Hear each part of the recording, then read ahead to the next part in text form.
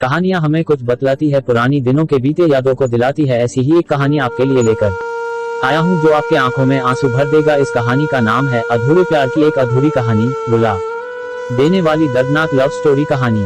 प्यार वो एहसास है जो हर किसी को नहीं होता। प्यार वो महसूस है जिसके अंदर खो जाने का दिल करता है। यही एक एहसास मैं आपको बताना चाहता हूँ।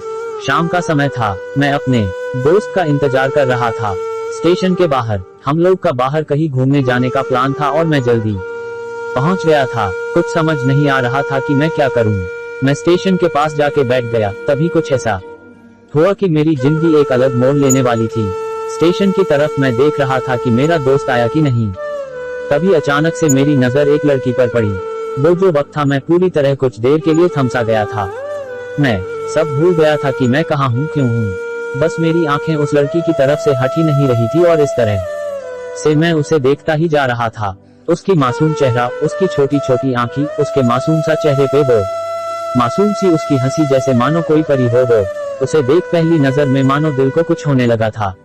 क्या वो प्यार था? मुझे नहीं पता, बस दिल बोल रहा था कि मेरा दोस्त कुछ देर बाद आए या ये वक्त रुक जाए। मुझे उसका नाम जानना था, उसके बारे में बहुत कुछ पता करने को दिल कर रहा था, लेकिन कैसे करूं ये समझ ही नहीं आ रहा था। जब कुछ समझ नहीं आया तब मैंने बस भगवान से प्रार्थना किया कि मुझे ये लड़की मेरी जिंदगी में चाहिए। वो जा रही थी मेरी आंखों से दूर, मुझे रोकना था उससे बातें करना था, उससे दोस्ती करनी थी और उसे अपने दिल की बात बतानी थी। लेकिन कैसे? यही सवाल बस बार बार मेरे मन में आ रहा था और मुझे बेचैन किए जा रहा था। मैंने फिर सोच लिया कि मेरी आंखों से दूर होने से पहले मुझे इसका नाम पता चल जाए तो मैं इसे अपना बनूंगा और शायद भगवान ने ही उसे भेजा होगा मेरे लिए, मैं समझूंगा। तभी भगवान ने चमत्कार कर दिया। पीछे से आवाज आया, प्रिया मैं यहाँ हूँ। फिर वो पीछे देखी तो मैंने देखा वहाँ से एक लड़की आवाज दी और वो उसका पास चली गई। तभी मैं समझा उस लड़की का नाम प्रिया था। मैं खुश हो गया और उस लड़की को मान किया जाके धन्यवाद बोल दूं, क्योंकि उसी के वजह से मुझे उसका नाम पता चला। बस तभी मैंने ठान ली, अब उसे अपना बनाना है, उसे अपनी जिंदगी में लाना है। फिर तभी मैं उसके पीछे जाने लगा कि अचानक ही पीछे से एक हाथ आया। पीछे देखा तो दोस्त आ गया था।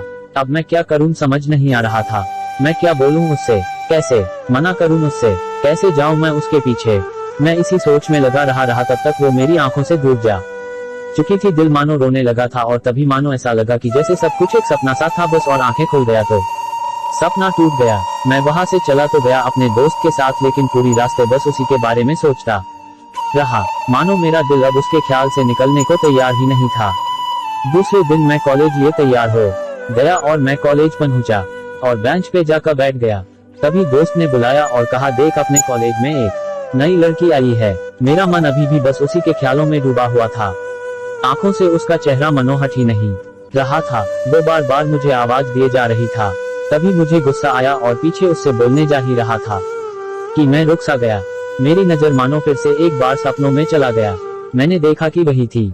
मानो जैसे मेरी खुशी का कोई ठिकाना नहीं रहा। मैं खुद को रोक ही नहीं पा रहा था और मेरे समझ में ही नहीं आ रहा था कि मैं क्या करूं, क्या बोलता। मैं बस जाके अपने दोस्त के गले लग गया और हंसने लगा। तभी पता चला वह नई लड़की थी जो कॉलेज में आज पहला दिन आई थी।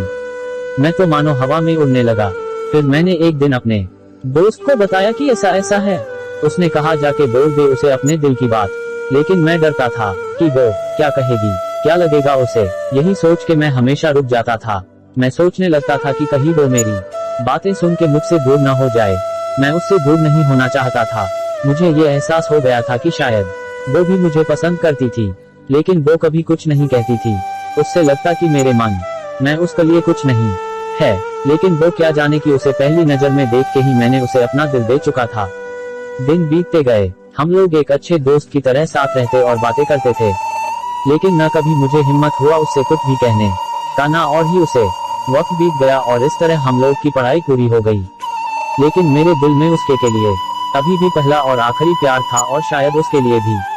और इस तरह से हमें सबको अलग अलग कंपनी में जॉब लग गई थी। तभी बस एक दिन मैंने सोच लिया कि अब बस मैं उससे कल जाके दिल की बात बता दूंगा। मैं अगले दिन सुबह उठा और मैंने उसे फोन किया और उससे कहा कि मुझे मिलना है उससे।